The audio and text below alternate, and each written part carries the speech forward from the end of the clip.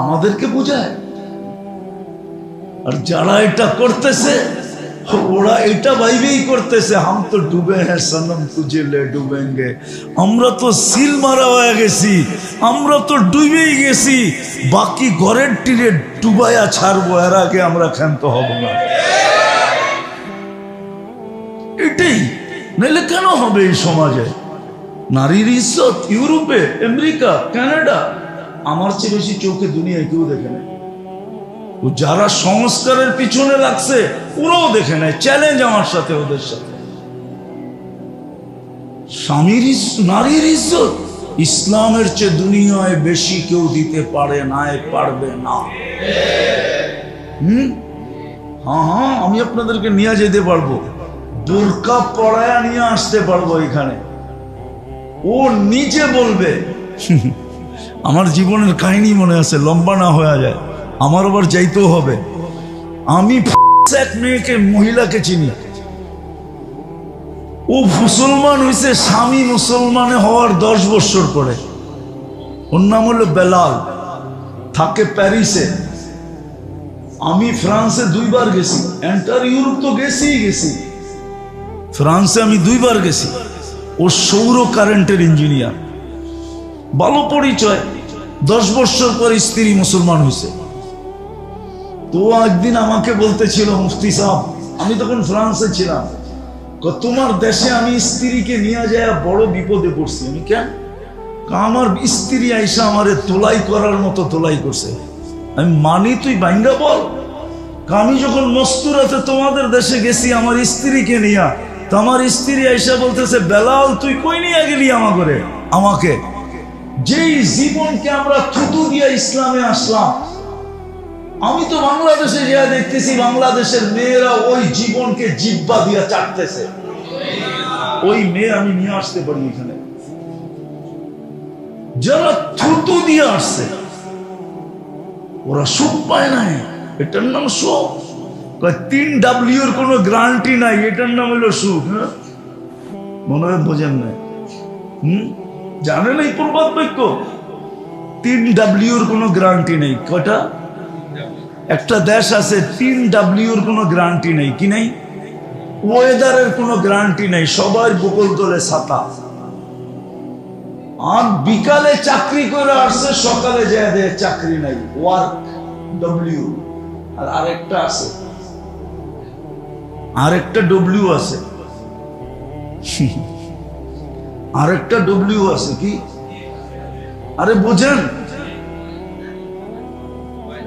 এটারও কোনো গ্যারান্টি নাই, সকালে থুয়ে আইছে বিকালে দেখে নাই। এটার নাম ইজ্জত? হ্যাঁ, আমরা তো একটা লই জান দিয়া দিলাম, ঠিক না? হ্যাঁ, এত ইজ্জত দিলাম যে আরেকটা করার চিন্তাও করতে পারতেছি না, ঠিক না? কিন্তু মন তো চায়, শরীর বুড়া হইলে কি, মন তো বুড়া হয় না, ঠিক না? আমরা তো এত ইজ্জত দিলাম, ঠিক না? এই ইজ্জত দুনিয়াতে কে দিছে? মেয়েদেরকে ইসলাম দিছে, মুহাম্মদুর রাসূলুল্লাহ সাল্লাল্লাহু আলাইহি ওয়াসাল্লাম দিছে। আমরা শিখি না এদিকে, না জানি কোত্থেকে শুরু হলো। আল্লাহ আমাদেরকে আমল করার তৌফিক দান করেন। ছোট একটা কাহিনী মনে পড়লো, সত্য কাহিনী বিদায় বলতেছি যাতে বুঝে আসে। আবু হানিফা রহমতুল্লাহ আলাইহির জমানায় একজন স্ত্রীকে বলছিল, তুমি যদি চাঁদের চেয়ে সুন্দরী না হও তাহলে তালাক। চাঁদের চেয়ে সুন্দরী যদি না হও তাহলে কি? তালাক। মহিলা পরেশান হয়ে গেছে। খুঁজতে খুঁজতে আবু হানিফা রহমতুল্লাহ আলাইহিকে জিজ্ঞাসা করছে, বলছে তালাক হয় নাই। সে তো ভাবছিল হয়ে গেছে, আমি কি চাঁদের চেয়ে সুন্দরী হতে পারবো? চাঁদ তো চাঁদই, ঠিক না? জ্যোৎস্না তো জ্যোৎস্নাই, ঠিক না? আবার বহুত মহিলার নামও জ্যোৎস্না আছে, ওটা মনে করেন না, চাঁদের জ্যোৎস্না। চাঁদের আলো তো চাঁদের আলোই, ঠিক না? আওয়াজ না বিলকুল মনোযোগ দিয়ে শুনতে হবে, হট্টগোল না, তাইলে কিন্তু আগেই বলছি কথা দিলে গাঁদবে। তো যেটা বুঝাইতেছিলাম, যখন আবু হানিফা রহমতুল্লাহ আলাইকে বলছে তালাক হয় নাই, বলছে কেন? বলছে তুই চাঁদের চেয়ে কেন, সমগ্র সৃষ্টির চেয়েও তুই সুন্দর। তো আল্লাহ বলতেছে, ঠিক না? ওয়ালাকাদ কাররামনা বানি আদম। তো মানুষ যে হতে পারলাম, এটা আল্লাহর একান্ত দয়া,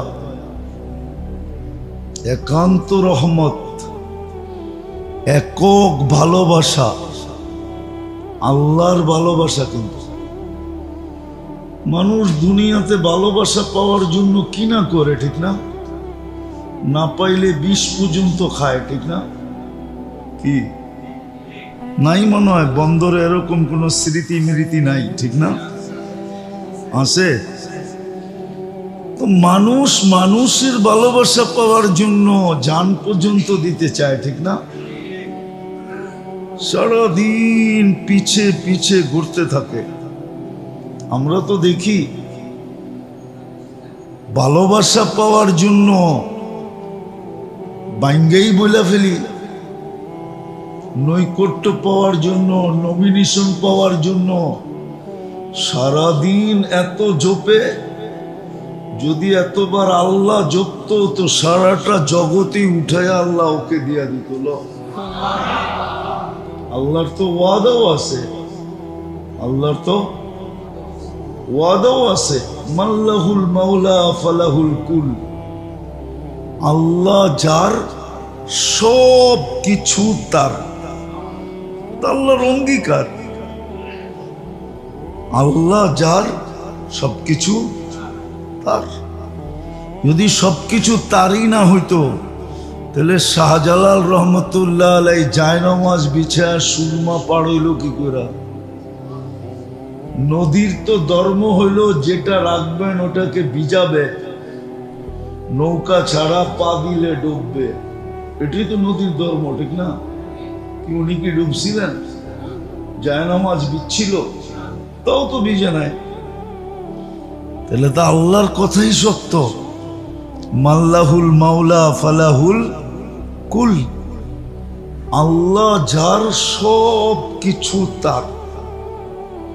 আকাশও তার, জমিনও তার, পাহাড়ও তার, পর্বত তার, সমুদ্রও তার, মহাসমুদ্রও তার। আর এটার প্রমাণ আছে।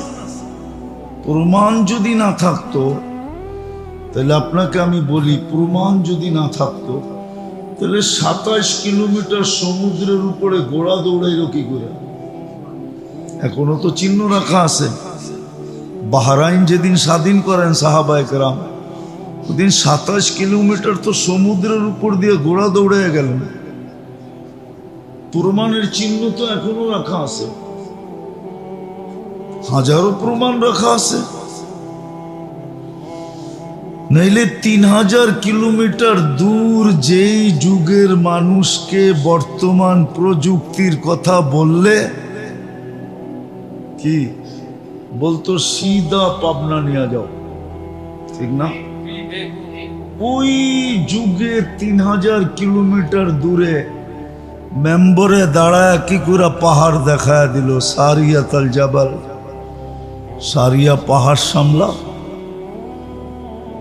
এখনো তো ওই পাহাড়ের গায়ে সাইনবোর্ড টানানো আছে, যেটা ওই পাহাড় যেটা মদিনার থেকে উমর রাদিয়াল্লাহু তাআলা আনহু এই জুমার দিনে মেম্বরে দাঁড়ায়া সেনাপতিকে দেখায়া দিছিলেন, সামলা পাহাড়। তো বুঝা গেল ওই আল্লাহ মানুষের নৈকট্য পাওয়ার জন্য সারা দিন রাত জপতে থাকে, ঠিক না? কি পিছে পিছে ঘুরতে থাকে। কি বলেন? এমন কি হুমকি ধুমকিও দিতে থাকেন যে জান দিয়া দিমু, কিন্তু যুবক করে জিজ্ঞাসা করেন ওরা কি মেসেজই না লেখে, যত ধরনের মেসেজ আছে সব লেখে, ঠিক না? কি যেন একবার লেখা দেয় আই ডট ডট ইউ, ঠিক না? ভালোবাসা পাওয়ার জন্য। ওই ভালোবাসা দ্বারা আল্লাহ আমাদেরকে মানুষ বানাইছে। কে ভালোবাসছে? কে? আল্লাহ। আল্লাহ ভালোবাসছে। দলের চেয়ারপারসন ভালোবাসলে ওর খুশির অন্ত থাকে না, ঠিক না? আর আমাদের ভিতরে তো কোনো খুশি নেই যে আল্লাহ আমাকে ভালোবাসছে। আছে? আজ পর্যন্ত কাউকে ফুল দিছেন এই কথার উপরে? না একটা মিষ্টি খাওয়াইছেন কাউকে? যদি জিজ্ঞাসা করে মিষ্টিটা কেন খাওয়াইলা, আল্লাহ যে আমাকে ভালোবাসা মানুষ বানাইছে এই খুশিতে তোকে একটা মিষ্টি খাওয়াইলাম। এই মজমায় তো কেউ নাই যে একটা মিষ্টি খাওয়াইছে বা 1 কেজি মিষ্টি কিনছেন। যদি মিষ্টি কিনেন কেন, বলে এই খুশিতে কিনি আল্লাহ যে আমাকে ভালোবাসা মানুষ বানাইছে। আমার কথা অযৌক্তিক হইলে বলেন, যুক্তি আছে না নাই? আল্লাহ আমাদের উপরে দয়া করছেন, ভালোবাসছেন, মানুষ বানাইছেন। আবারও দয়া করছেন, শুধু মানুষ বানায় ছেড়া দেন নাই, আবারও দয়া করছেন, আবারও স্নেহ, আবারও মায়া, আবারও মমতা, আবারও ভালোবাসা, আবারও প্রেম, আবারও প্রীতি। আল্লাহ আমাদেরকে মুসলমানের ঘরে অস্তিত্ব দিয়েছে। এটা তো প্রথমটার চেয়ে আরো বেশি ভালোবাসা। মানুষ তো সব জায়গায় আছে, ঠিক না? কি মানেও আবার নাও মানে, এরকমও তো আছে। এরকম তো মানুষ আছে আল্লাহকেই স্বীকার করে না। হ্যাঁ, অথচ যিনি জন্ম দিলেন, অস্তিত্ব দিলেন, ওনাকে স্বীকার করে না। তো আমাদেরকে তো আরো 1 হাত বাইরা ভালোবাসছেন। 1 হাত বললে ভুল হবে, না জানি কতটুক আগায়া আমাদেরকে ভালোবাসছেন যে মুসলমানের ঘরে জন্ম দিয়েছেন। হ্যাঁ, উচিত ছিল সারাদিন মিষ্টি বিতরণ করা, উচিত ছিল সারাদিন মানুষকে ফুল দেওয়া। যদি কয় কেন এত মিষ্টি ডেলি খাওয়াও, কয় মুসলমানের ঘরে আল্লাহ ভালোবাসা অস্তিত্ব দিয়েছেন। প্রথম ভালোবাসাই তো অবর্ণনীয় ছিল, মানুষ হিসাবে অস্তিত্ব সৃষ্টির সেরা। তার উপরে সোহাগা ডাইলা দিয়েছেন, মুসলমানের ঘরে অস্তিত্ব। এর চেয়েও বেশি ভালোবাসা আরো উপরে নিয়ে গেছেন, যার পরে আর নাই পাত্রে কিচ্ছু নাই। তারপরে আর পাত্রে কিছু, তারপরে আর পাত্রে কিছু, আরে ভালো মতে বোঝেন কিন্তু, তারপরে আর পাত্রে কিছু, উম্মতে মুহাম্মদী বানায় দিছে। পাত্রটাই পুরা উঠায় দিয়া দিছেন, কেন আমাদের পরে কোনো উম্মত নাই। আমাদের নবীজির পরে নবী নাই, আছে নাকি? বিশ্বাস করেন তো? আমাদের নবীর পরে কোনো, আমাদের পরে কোনো উম্মত নাই, ঠিক না? তাহলে আর পাত্র রাইখা করবেন তো করবেন কি? ভালোবাসার পাত্র কার জন্য রাখবেন? মা যখন দেখে আর কেউ নাই তো পাতিলটা নিয়েই তো বসে, ঠিক না? কি বাবরচি যখন দেখে যে সবার খাওয়া শেষ, তো শেষমেশ কি নিয়ে বসে? পাতিলটা নিয়েই তো বসে। আমাদের পরে তো কেউ নাই, কোনো সৃষ্টিই নেই, আমরাই শেষ। তো ভালোবাসাটা কার জন্য রাখবেন? কার জন্য? দুর্মিয়া কার জন্য আর রাখবেন? পুরাটাই আমাদেরকে দিয়া দিছেন। বোঝা গেল যার পরে আর ভালোবাসার কিছু পুরাটাই দেয়া দিছে। আসলে তো আমরা জানি না, শিখি না, পড়ি না, অ্যানালাইসিস করি না। করলে আমার কথায় হায় হায় হায়, যেটা বুঝাইতেছিলাম তাহলে বুঝে আসতো, তাহলে আমার সমাজের চিত্র এরকম হতো না। যুবকের অবস্থা এরকম না, নারীর অবস্থা এরকম না, পুরুষের অবস্থা এরকম না, সবার অবস্থা চেঞ্জ হতো। দেখেন না, সামান্য ওয়ার্ডের নেতা বাপ কি রকম, রাগ হয় না, বোঝানোর জন্য বলতেছি। সামান্য ওয়ার্ডের নেতা, ঠিক না, বাপ কি রকম। তো আপনাকে তো সমগ্র ভালোবাসা পুরা ঢাইলা দিয়া দিল, তাহলে আপনার বাপ কিরকম হওয়া উচিত ছিল? কি ছিল না ছিল না? হ্যাঁ, উচিত ছিল না ছিল না? কিন্তু আপনার আমার ভিতরে তো কোনো বাবই নেই। আমি অহংকার বলতেছি না, অহংকার অন্য জিনিস, বাপ অন্য জিনিস, ঠিক না? বাপ গ্রাফিটি অন্য জিনিস, ঠিক না? অহংকার অন্য জিনিস। আমি যে উম্মতে মুহাম্মদী, এটার একটা বাপ থাকা উচিত ছিল আমার ভিতরে। আমি যে মুসলমান, আমার ভিতরে একটা বাপ থাকা উচিত ছিল। যেমন আমি মানুষ হিসাবে সব প্রাণীকে প্রাণী বলি, ঠিক না? আবার মাঝে মাঝে জিদ উঠলে জানোয়ারও বলি, ঠিক না? কিন্তু নিজেকে কি বলি? বরং মানুষ মানুষকে জানোয়ার বললে আরো খেপা দেয়, ঠিক না? হ্যাঁ, জানোয়ার অর্থ বোঝেন? জানওয়ার মানে জীবনওয়ালা। আপনার তো জীবনওয়ালাই, ঠিক না? আপনার জীবন আছে না? না নাই? হ্যাঁ, কিন্তু তারপরও তো আপনি বললে চেতা যান, ঠিক না? কেন চেতেন? আপনি জানেন আমি সৃষ্টির সেরা, আমাকে কেন তুই জানোয়ার বলিস, ঠিক না? হ্যাঁ, এই জন্যই তো খেপা যাই, ঠিক না? না, মানুষ হিসাবে আমার একটা গৌরব আছে, ঠিক না? বলেন, মুসলমান হিসাবে আপনার কাছে কোন গৌরবটা আছে? উম্মতে মুহাম্মদী হিসাবে কোন গৌরবটা আমাদের কাছে আছে? আমি একটু পিছের থেকে নিয়ে যাইতেছি একটা জিনিস বোঝানোর জন্য। মুসলমান হিসাবে আমার কাছে কি গৌরব আছে? কোনো গৌরবই তো আমাদের কাছে নাই।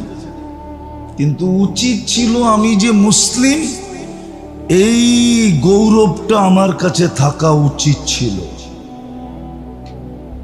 আমি মুসলিম, আমি মুসলিম। বলবেন এটা কি বৈধ? হ্যাঁ বৈধ, কোনো বৈধ না। যদি বৈধ না হইতো তাহলে খালিদ ইবনে ওয়ালিদ রাদিয়াল্লাহু তাআলা আনহুর এতগুলা চিঠি ইতিহাসের পাতায় কেন পাওয়া যেত? উনি এক এক কাফের বাদশার কাছে যে চিঠি লিখছেন, চিঠি পড়েই ও কাইপা গেছে। চিঠি পড়েই অর্ধেক কাইত, কি অর্ধেক কি কাইত হয়ে গেছে। আর বাকিটা তো যাওয়ার পরে করছেন, বাকিটা যাওয়ার পরে করছেন। প্রথম চিঠি দিয়ে কাজ করে ফেলছে, চিঠি দিয়ে কি করছে? কাজ করে ফেলছে, চিঠি দিয়ে কাজ করে ফেলছে। হ্যাঁ, আলী রাদিয়াল্লাহু তাআলা আনহুর জামানায় যদিও একটু দূরত্ব ছিল, মাবিয়া রাদিয়াল্লাহু তাআলা আনহু এক এলাকার গভর্নর ছিলেন। আপোষে ওনাদের সামান্য একটু মতানৈক্য ছিল, সামান্য, ওটাকে মতানৈক্য বলাও চলে না। তারপরও ইতিহাসে যখন মতানৈক্য লেখছে, আমি মতানৈক্যই বলি। রোমের সম্রাট মনে করছে এখনই সুযোগ, এখনই দুইজন যখন মতানৈক্যে জড়ায়া পড়ছে, এখনই আমার জন্য সুযোগ। তো রোমের সম্রাট মাবিয়া রাদিয়াল্লাহু তাআলা আনহুর কাছে চিঠি লিখছেন, বা চিঠি না লেখলেও উনি প্রস্তুতি নিতেছিলেন যে আলী রাদিয়াল্লাহু তাআলা আনহুর উপরে হামলা করবে, তো খালিদ ইবনুল ওয়ালিদ মাবিয়া রাদিয়াল্লাহু তাআলা আনহু চিঠি লিখছে, ও রুমি কুত্তা, তোর এত বড় সাহস হলো কি করে? তুই ভাবছস আমাদের মতানৈক্য আলীর সাথে উপরে তুই হামলা করবি? শোন, যদি হামলা করিস তাহলে ওই হামলা ঠেকানোর জন্য সেনাপতি হয়ে যে আসবে সে আমি। রুমি সম্রাটের বেলুন ওইখানেই শেষ। কয় কি? ভাবলাম কি হইল কি, এ বলে সেনাপতি হয়ে আসবে।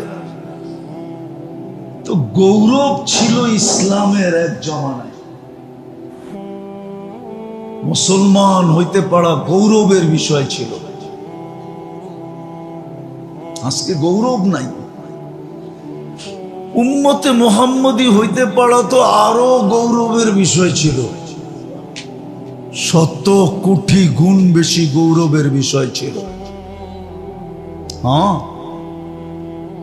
আর গৌরবের বিষয় যদি না হইতো তাইলে রব্বা মোহাম্মদ বলে ফেরেশতা কি করে নামাইতো? রব্বে মোহাম্মদ বলে ফেরেশতা নামায় নিত সাহাবায়ে কেরাম, কিতাবে আছে। রব্বে মোহাম্মদ বলে বৃষ্টি নামায় নিত, ও মোহাম্মদের রব বৃষ্টি দেয়, বৃষ্টি চলে আসতো, যা প্রয়োজন হইতো ওটা মেটায় নিত। আরো গৌরবের বিষয় ছিল। কিন্তু দয়া যতই করুক না কেন, বাংলা একটা প্রবাদ বাক্য আছে, রাগ হয়ে যাবেন, সবার কপালে বলে সবকিছু শোভা পায় না। সবাই বলে সবকিছু পাইয়া রাখতে পারে না। ছোটবেলা শুনতাম ব্যাঙের মুখেও বলে মানিক হইত, ঠিক না? কিন্তু আজ পর্যন্ত কোনো ব্যাঙ মানিক ধরে রাখতে পারে না। ছোটবেলা শুনছেন? মনে ওনারা শুনে নাই, শুনছেন? ব্যাঙের মুখেও কি হয়? মানিক, বুঝেন? কিন্তু কোনো ব্যাঙ আজ পর্যন্ত ওটাকে ধরে রাখতে পারে নাই।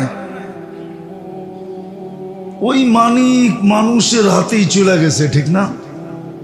কি কি বলেন? হ্যাঁ, সত্য তো। হ্যাঁ, আরেকটা উদাহরণ দিলে বুঝবেন। কত জনই তো এই দুনিয়ায় এই পর্যন্ত গচ্ছিত করলো, গচ্ছিত দম বানাইলো, ঠিক না? কিন্তু কয়জন বুক করে গেল দেখান আমাকে, এটা তো বুঝবেন। কি বুক করে যেতে পারছে? তাহলে আমাদের দোষও মনে হয় এরকমই। মুসলমান তো হইলাম, গৌরব নাই।